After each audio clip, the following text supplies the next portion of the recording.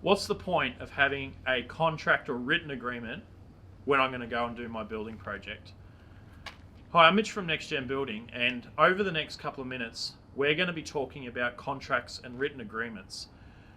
This is video 5 in our series where we're talking about tools that we can use to increase our effectiveness on our communication and getting that ideal outcome in our building projects.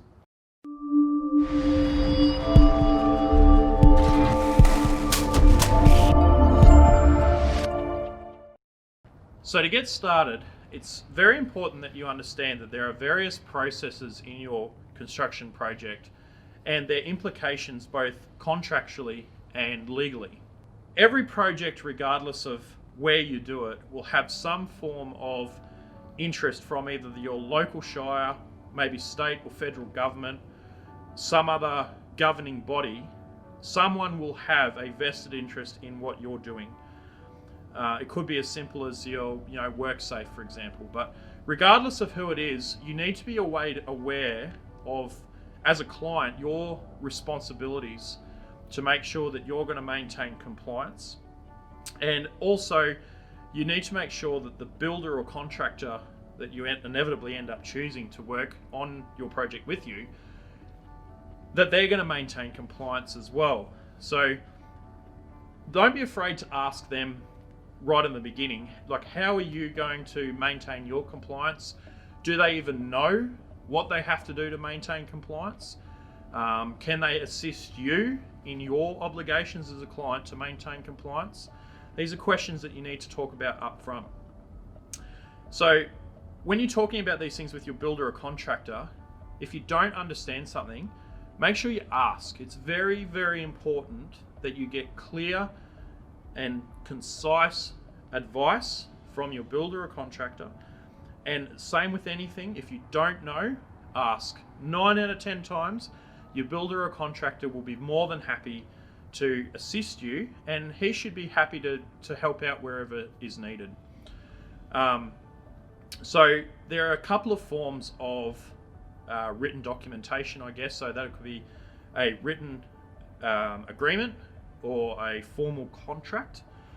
And there are various contracts or agreements that are needed depending on what sort of project you're building. So, for example, you might need just an overarching contract to cover the project as a whole, or depending if you're bringing in subcontractors, you might want to have individual parts that form a part of your header contract.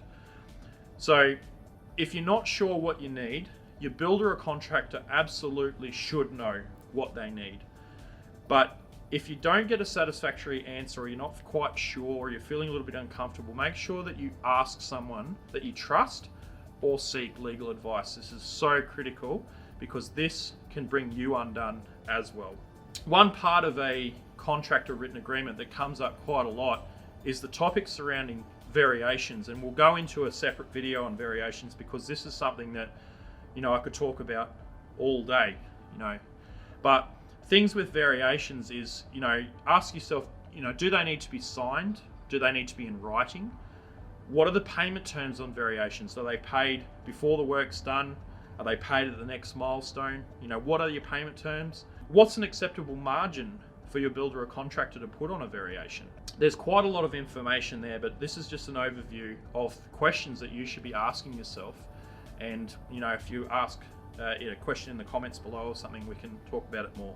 Most projects, the contracts that's needed for most projects will vary, but as a general rule, the body, they will be much the same, but it'll just be key components that will change.